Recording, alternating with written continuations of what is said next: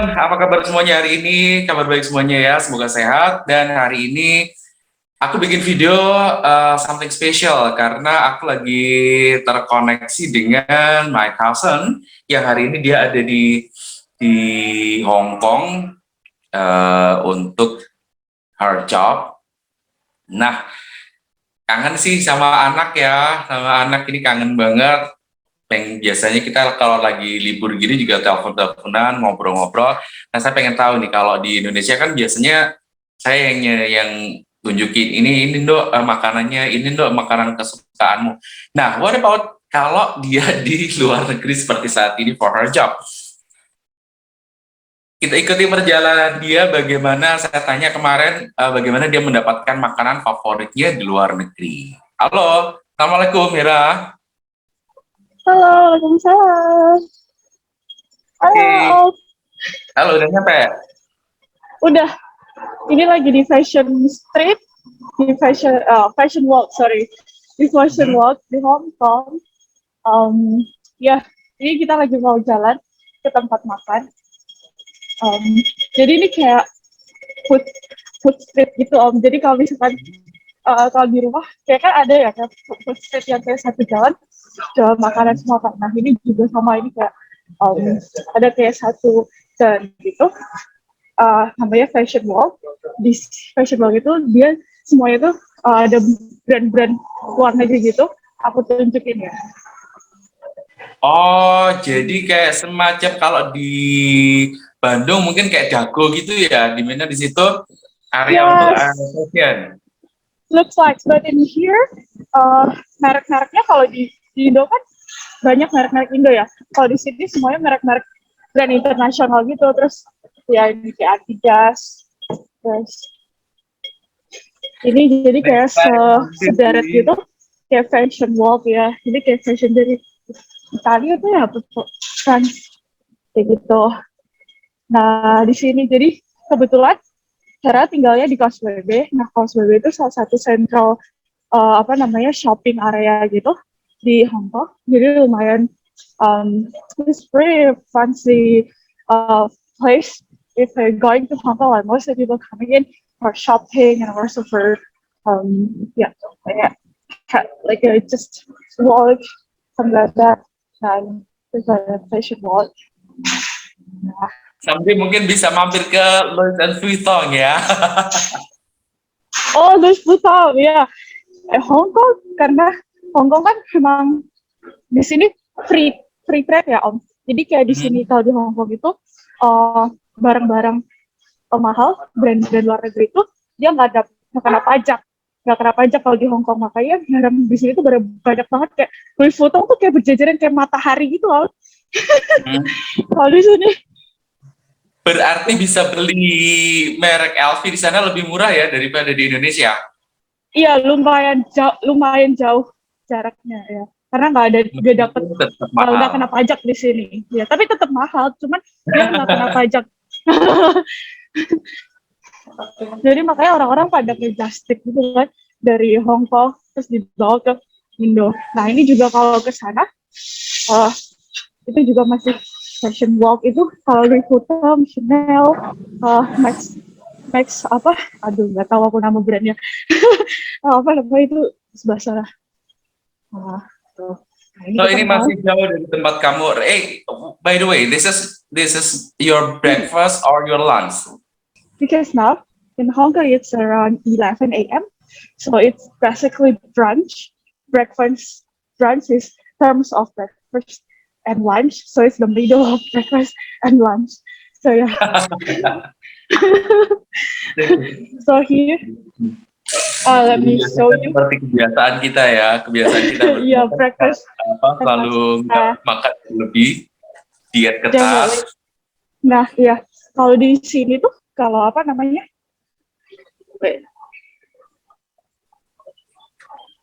Kalau di sini, kalau misalkan jam segini tuh orang ya itu biasanya brunch kan. Terus kayak kalau brunch di sini tuh cuman orang bedanya kenapa di sini orangnya kayak slim ya, di Hong Kong orangnya kayak langsung karena di sini tuh kalau pagi kayak makannya cuma roti sama kopi kayak gitu. Terus siang tuh juga porsinya nggak pernah kayak di Indonesia yang porsinya gede Di sini tuh porsi kecil-kecil gitu.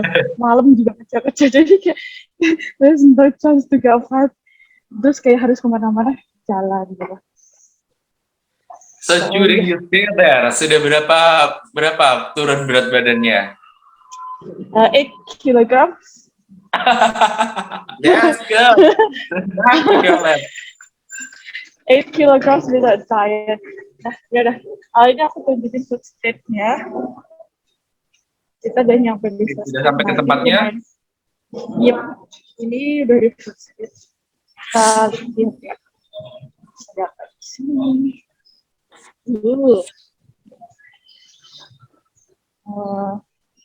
That's nice. Oh, nice place. Oh yeah, it's New York. It's yeah, British style. Oh, this is my favorite elephant house.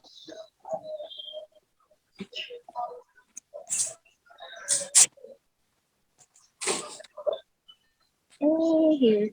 Yeah. Okay, Ira, you can find your nice place. Kamu bisa making order dan kita pengen lihat what is your lunch for today. This is burger. There's a lot of choices. I will take you guys like walk around here. Jadi kayak sejarah tuh kayak restoran semua om. Jadi kayak maybe we can have a look first. Which one is good? Oh, it's a Mexican. It's Mexican food. Mexican food is really good actually. Tacos, nachos. And it's 2 days at this time. Kalau jam segini itu masih sepi banget om. Karena kayak orang-orang Hong Kong atau kayak mereka males ya emang. Tipenya males sih. Kayak apa? Bangunnya tuh siang banget. Jadi orang-orang tuh biasanya pergi tuh pada jam 12 ke atas gitu pada baru keluar. Masa yang gitu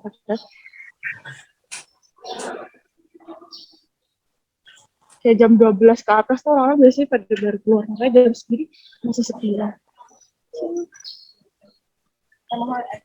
Nah, ini Japanese. Nah, kalau bedanya kalau di Indonesia sama di Hong Kong, di sini kan global city. Jadi kayak emang banyak banget expat, banyak banget orang-orang luar negeri yang kesini kan. Jadi makanan di Hong Kong itu lumayan bervariasi om, mulai dari Mexican food, terus British, American style, Japanese, Korea. Indonesia juga ada di sini, cuma mahal banget makanan Indonesia di Hong Kong. Itu ada beberapa restoran di Central yang terkenal makanan Indonesia. Itu kayak nasi uduk itu kayak 200.000 seporsi. $200 Hong Kong itu kalau di Indonesia berapa duit rupiahnya? Kalau di sini tuh makannya sekitar $50 sampai 100 lah. Nah kalau tadi kayak makanan Indonesia itu dia harganya sekitar $100. Kalau di Indo berarti hampir 200.000 lah seporsi. Porsinya 200.000 itu cuma kayak apa ya? Iya kayak nasi uduk kayak gitu. It's just for a food, not for drink. Hanya untuk makanannya saja, bukan untuk beverage-nya. Yep, makanan. Kalau beverage, slightly lower, but it's still very fast. So jadi kalau di sini kalau menunya tuh kalau di sini nggak ada dari gambar ya nggak sih, kalau di kalau ada gambarnya, kalau di sini tuh jarang ada gambar. Terus kayak kalau di sini tuh selalu ada alkohol, selalu ada pilihan buat alkohol. Ya, dan ketika saya di sana beberapa tahun yang lalu itu selalu ketemu dengan yang namanya pork and pork. Ya, definitely. Ya, selalu ada sih. Kita susah sekali nyari beef. Aku pengen era cerita. Bagaimana nih tiba-tiba anak kecilnya Om Nanang ini tiba-tiba berada di Hong Kong bekerja Mungkin banyak orang yang nggak ngerti ya bagaimana seorang anak kecil tiba-tiba has a job in abroad as a professional. Jadi kan nggak sesuatu yang biasa kalau misalnya hanya sekedar menjadi tenaga kerja kasar atau mungkin menjadi apa sih yang di non formal itu lazim lah orang Indonesia pergi ke sana. By the way, kita bicara tentang bagaimana menjadi tenaga profesional di luar negeri. Di tenaga nah ini gimana nih awalnya nih? Boleh diceritakan. Kan begitu lulus kamu udah lulus kuliah. Kemarin sempat sudah di Indonesia nggak sih? Kayaknya enggak ya? Enggak. Sudah di Hong Kong. Nah, kayaknya kemarin nggak sempat sudah kan aku sudah liatin desain yang paling keren untuk kamu dan akhirnya nggak jadi teraplikasikan. Oh, iya, sudah di Hong Kong. Ya sih benar sih Om, kayak kalau di Hong Kong sini pun juga kayak kalau hari Minggu ya, kayak hari Minggu tuh kita kalau di situ sebutnya kayak domestic helpers, jadi kayak TKI lah ya, mbak-mbak gitu, TKW di sini tuh banyak banget di sini. Cuman kalau misalkan masih dia tenaga profesional nggak banyak kayak gitu, ada cuman nggak banyak ya, mungkin kayak kalau bisa jadi. Nah, terus gimana ceritanya bisa anak kecil? Ya aku udah gede coba, aku udah 25 tahun. Cuman masih mikirnya masih kayak anak SMA yang dulu kayak selalu diantar teman-teman buat fashion show. Aku masih tetap kepikiran ini anak kecil itu tiba-tiba sudah di luar negeri bekerja. Iya, nah sebenarnya kalau justru kemarin tuh kayak it's one of achievement, kayak saya kemarin dapat kerjaan di sini tuh bahkan sebelum selesai skripsi, bahkan masih skripsi bab 2 atau kalau nggak salah ya baru skripsi bab 2 itu udah keterima buat kerja di Hong Kong gitu, udah keterima buat kerja di Hong Kong. Tapi karena kemarin visa prosesnya itu cukup lama dan juga karena COVID jadi proses visanya cukup lama, jadi kayak selama nunggu visa itu sambil kerjain skripsi, jadi kayak masih ingat di tahun 2020 bulan Agustus itu interview, udah dapat kerjaan di situ. Nah, awalnya gimana? Kalau ditanya awalnya, ini ya kalau mau berkarir di luar negeri pastinya butuh persiapan ya, kayak nggak bisa kayak didadak sebulan 2 bulan atau kayak 3 bulan setahun, tapi benar-benar persiapan itu semenjak masuk kuliah. Jadi kayak semenjak masuk kuliah dulu Vera kuliah ambil jurusan hubungan internasional, terus kayak selalu udah sejak SMP kalau nggak salah pengen banget berkarir di luar negeri. Terus kalau dulu pengennya cita-citanya tuh pengen jadi diplomat kayak gitu, karena itu kayak dulu mungkin masih narrow minded ya, kayak we don't have any mungkin kayak anak kampung ya gitu, we don't know like how is the world going, kayak nggak tahu if actually there are a lot of choice becoming professional or have career. Jadi kayak dulu cuma tahu diplomat kalau pengen berkarir di luar negeri kayak gitu. Nah, sedangkan sampai itu udah pengen banget kuliahnya HI, terus kuliahnya di internasional, terus bisa di luar negeri. Nah, tapi dan beneran tuh waktu kuliah cuma pengennya HI, nggak pengen yang lain. Nah, tapi waktu kuliah, belajar di luar internasional kayak nggak terlalu find the excitement atau passion, karena it's really boring. So learning international relations actually is a fun, but for me it's a bit boring because it's really contextual and it's really very theoretical. Like mostly what we do is like reading and then writing paper and then have like conference. It's a meeting for a very long time. Like the meeting is from the morning until evening, and then we always discuss about like how is the world going, like for example like a problem with government or a income, but it's excitement, it's exciting for some people, but for me it's a bit boring because like it's kind of a lot of time we just first sit down and then it debate but nothing to do. Nah, akhirnya waktu waktu kuliah itu Hera join yang namanya organisasi namanya AISEC, Youth International Discussion. Jadi dia tuh global network, jadi dia internasional yang gede banget. Dia udah ada di hampir 180 negara dan salah satunya di Indonesia, dan Indonesia itu salah satu AISEC yang punya AISEC yang paling besar kayak gitu, AISEC yang paling besar di Asia kan, Asia Pasifik. Nah, makanya Hera join AISEC, organisasi AISEC di di kampus, dan it's very fun because start from AISEC, I learned a lot of things mostly about business and entrepreneurship. Jadi kayak di AISEC itu organisasi, cuman dia skupnya tuh internasional. Terus kayak kita tuh diajarin kayak kita tuh kerja di multinational company gitu. Jadi kayak jadi kita semua itu kayak meeting itu selalu pakai bahasa Inggris. Terus juga sistemnya tuh udah bener kayak profesional, kayak kayak orang beneran kerja gitu di perusahaan. Terus terus kita tuh sering bergaul sama orang-orang bule kayak gitu, karena emang kegiatan exchange, kita mendatangkan orang-orang luar negeri buat ngelakuin exchange, ngelakuin project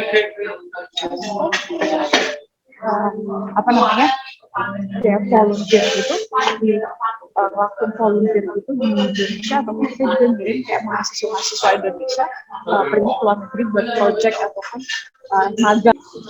Nah, kalau tadi Hera cerita tentang perjalanannya, jadi menurut Hera, organisasi AISEC yang di Ecuador itu sangat berpengaruh terhadap karirnya Hera saat ini. Hilang lagi. Hilang. Halo, dengar nggak? Ya. Iya, benar sangat.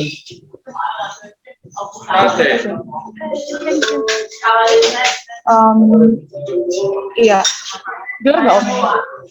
Dengar.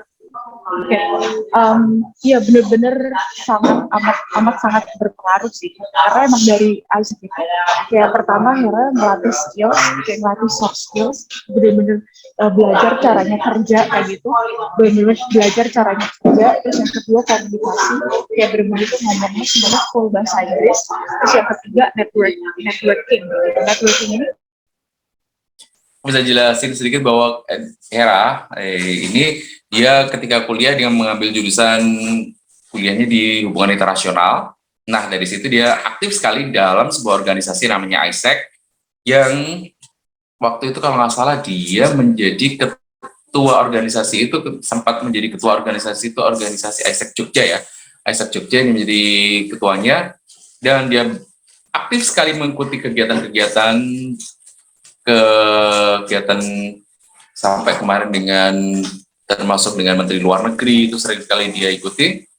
Nah, finally dia mendapatkan good job di luar negeri itu pada saat dia hampir menyelesaikan kuliahnya.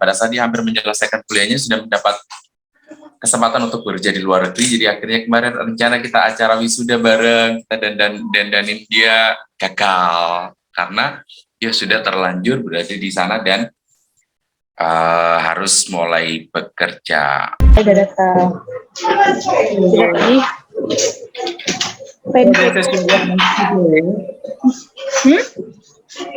This is your lunch today? Yeah, it's a brunch. Coffee latte. Yeah, latte. Oh, terus pancake. So American style, right? Gila banget ya sih. Iya, ini pancake. Tetap ya, nggak boleh yang berlemak ya.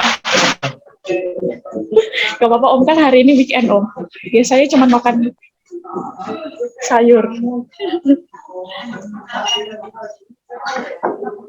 Ya, apa nama menunya ini? Aduh lupa aku namanya. Tadi kayak pancake gitu sih yang pasti. Kayak ini yang klasik banget sih pancake-nya. Terus tadi sama cafe latte.